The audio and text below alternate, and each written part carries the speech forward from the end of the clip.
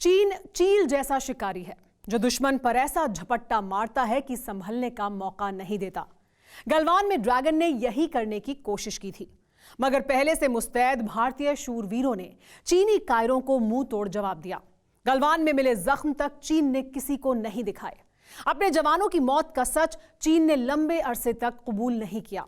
असल में चीन की सेना बर्फीले युद्ध क्षेत्र में भारतीय सेना से मोर्चा लेने की कुव्वत ही नहीं रखती, मगर ड्रैगन सीना जोरी से बाज नहीं आता। इसकी वजह है बॉर्डर पार लाल सेना की तैयारी।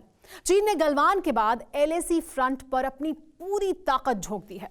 पीपल्स लिबरेशन आर्मी कितने फ्रंट पर वॉर मोड में है, टेली सीरीज के इस एपिसोड में देखिए। Demchok, force to flee.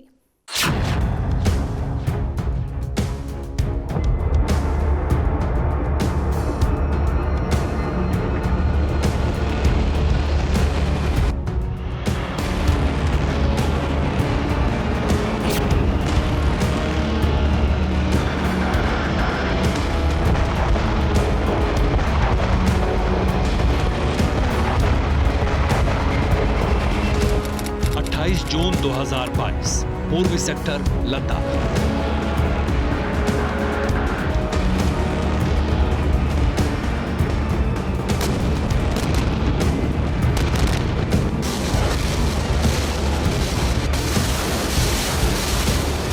Red army की तोपें गरज रही थी। मल्टी रॉकेट लॉन्चर अंधाधुंध बारूद उगल रहे। अचानक वॉर रिहर्सल में एयरफोर्स का एक्शन शुरू हुआ। चाइनीज जंगी जेट मंडराने लगे।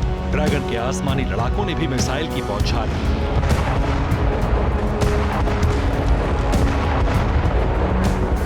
सरहद पार चल रहे इस तमाशे से भारतीय सेना वाकिफ थी, क्योंकि चीन इस युद्धाभ्यास की जानकारी पहले ही साझा कर चुका था।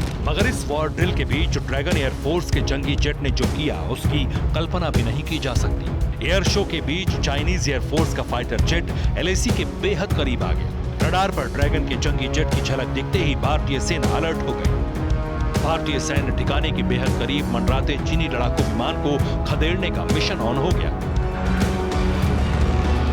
इंडियन एयरफोर्स ने फौरन स्टैंडर्ड ऑपरेशन प्रोसीजर शुरू कर दिया। दौलत बेग ओल्डी एयरबेस में हाई अलर्ट के बाद इंडियन एयरफोर्स के जंगी जेट गरजने लगे। लेकिन ऑपरेशन चेंगडू का आगाज होता उससे पहले ही ड्रैगन का जंगी जेट अपनी हद में लौट गया।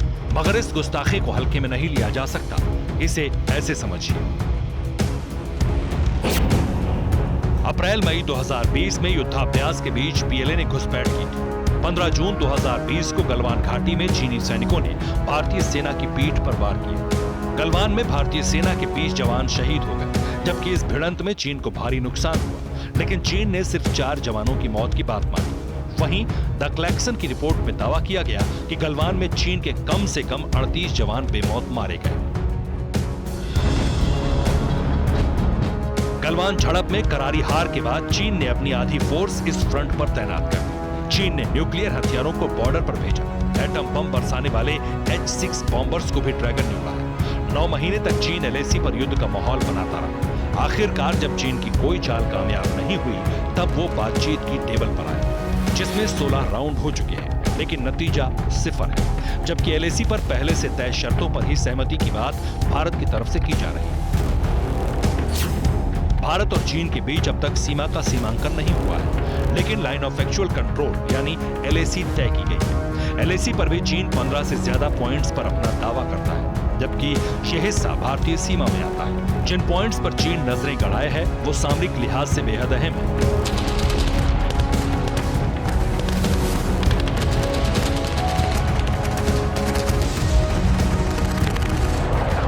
एलएसी पर पेट्रोलिंग के भी नियम हैं, जिनका उल्लंघन ड्रैगन आर्मी करने से बाज नहीं आती।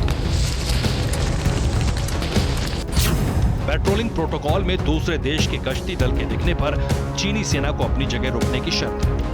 बॉर्डर पर बगैर कुछ बोले सिर्फ बैनर उठाकर अपनी मौजूदगी दर्ज कराने का नियम है। पेट्रोलिंग कर रहे जवान अपने पास हथियार तो रख सकते हैं, लेकिन उनके इस्तेमाल की इजाजत नहीं है। मगर चीनी सेना ने इनमें से किसी भी नियम को 15 जून की रात नहीं बनाया।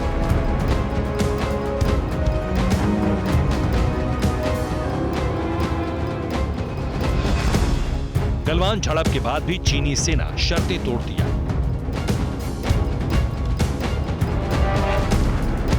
भारत के पलटवार के बाद चाइनीज टट्टू अपने तंबुओं में दुम दबाकर दुबक जाते हैं। हालांकि मौजूदा हालात में चीनी सेना खुराफात की फिराक में है, क्योंकि सर्दियों की शुरुआत के बाद चीनी फोर्स इस फ्रंट से खुद भाग खड़ी होती है। चीन ने एलएसी पर ठंड के मौसम में तैनाती बढ़ाने के ढेरों जतन किए हैं, जिनमें स्वतः ऊर्जा पैदा करने वाले कैबिन्स, नए स्लीपर बैग्स और सैनिकों तक ताजा खाना पहुंचाने के लिए ड्रोन शामिल हैं।